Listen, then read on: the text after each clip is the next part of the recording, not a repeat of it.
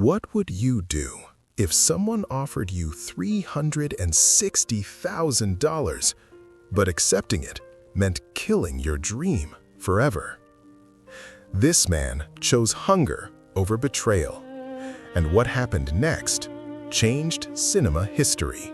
New York City, 1975. A 29-year-old man sits in the Port Authority bus terminal for the third week in a row. His bank account? $105. His home? The cold floor of a bus station. His only companion? A dog that loved him when no one else would. But this man's struggle didn't begin here. June 6, 1946. A newborn enters the world, but something goes terribly wrong. The forceps, they slip. Nerves severed. The left side of his face paralyzed. His mouth twisted. His speech slurred. Can you imagine? Your very first breath in this world, and fate has already stacked the cards against you. School became a nightmare. Children are cruel. They called him Mr. Potato Head. Teachers, the people meant to inspire him, told him his brain was muddled. One even said he'd end up in the electric chair. 14 schools expelled him. 14 times the world said, "You don't belong here." But in his heart burned a dream so crazy, so impossible, that everyone thought he'd lost his mind. He didn't want to be ordinary. He didn't want to hide in an office. He wanted to be an actor, a world-famous actor. With a twisted mouth, with slurred speech, with a face that made people look away. But he believed.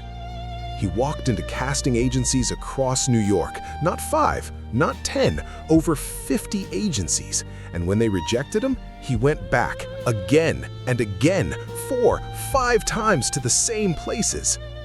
The responses were brutal. "Are you crazy? Your mouth is twisted. You can't even speak properly. It sounds like your mouth is full of water. We can't even hire you as an extra." Some directors would literally close the door in his face the moment they saw him coming. And then came the darkest moment. He ran out of food. He could handle his own hunger. He'd done it before.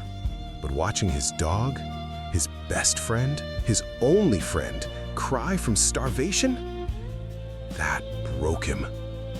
He walked into a liquor store, and he did something that would haunt him forever. He sold his dog, his soulmate, to a complete stranger for $25. And as he took that money and walked away, he cried like a child.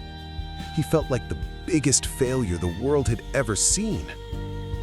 Have you ever felt like that? Like you've betrayed everything you love just to survive? If you're fighting through your own struggles right now, stay with me, because what happens next will change everything.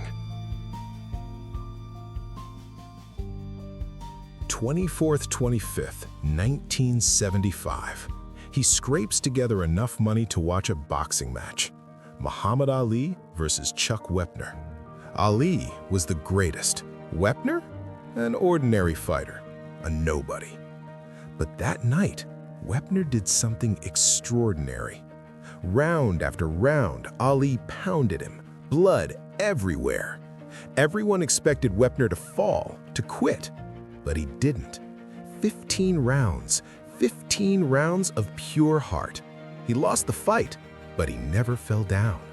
And in that moment, sitting in those stands, our broken, homeless, dogless man saw himself. This is my film.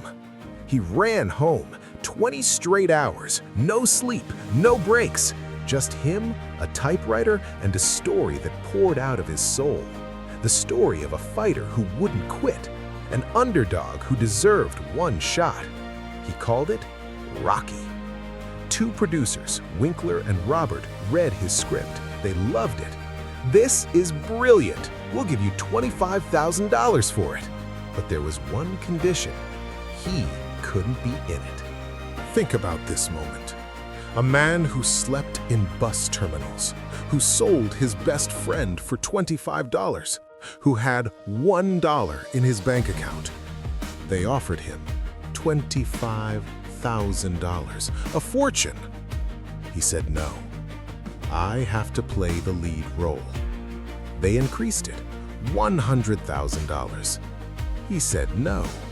They went higher, $250,000. No. Finally, $360,000. Imagine that. Enough money to change his entire life, to never be hungry again, to have a home, security, everything he dreamed of, except the one thing that mattered. And he said, "No.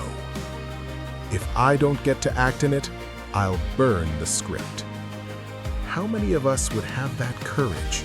How many of us would bet everything on ourselves when the whole world says we're not good enough? The producers finally broke, but they had conditions. Only $35,000, low budget, and if it failed, he was finished. He took the deal. And you know what he did first? Not buy a house, not buy a car. He ran back to that liquor store and he waited. For 3 days he waited until the man who bought his dog showed up. "I want my dog back." The man refused, so he took $15,000, almost half of what he'd earned, and bought his best friend back. He even gave the man a small role in the movie. Because some things are worth more than money. $225 million. 3 Academy Awards, Best Picture, Best Director, and he was nominated for Best Actor. The man they said was too ugly, too twisted, too broken. That man is Sylvester Stallone. He once said, "It ain't about how hard you hit, it's about how hard you can get hit and keep moving forward." Listen to me. Where you are today is not where you'll end tomorrow. Maybe you're in your bus station right now. Maybe you've had to give up something you love. Maybe every door has slammed in your face. But you're still here. You're still breathing. You're still fighting. That's all you need. If this story lit a fire in your heart, share it with someone who needs to hear it. Follow for more stories of people who refused to quit. Remember, it's not over until you say it's over. Now go chase your Rocky moment.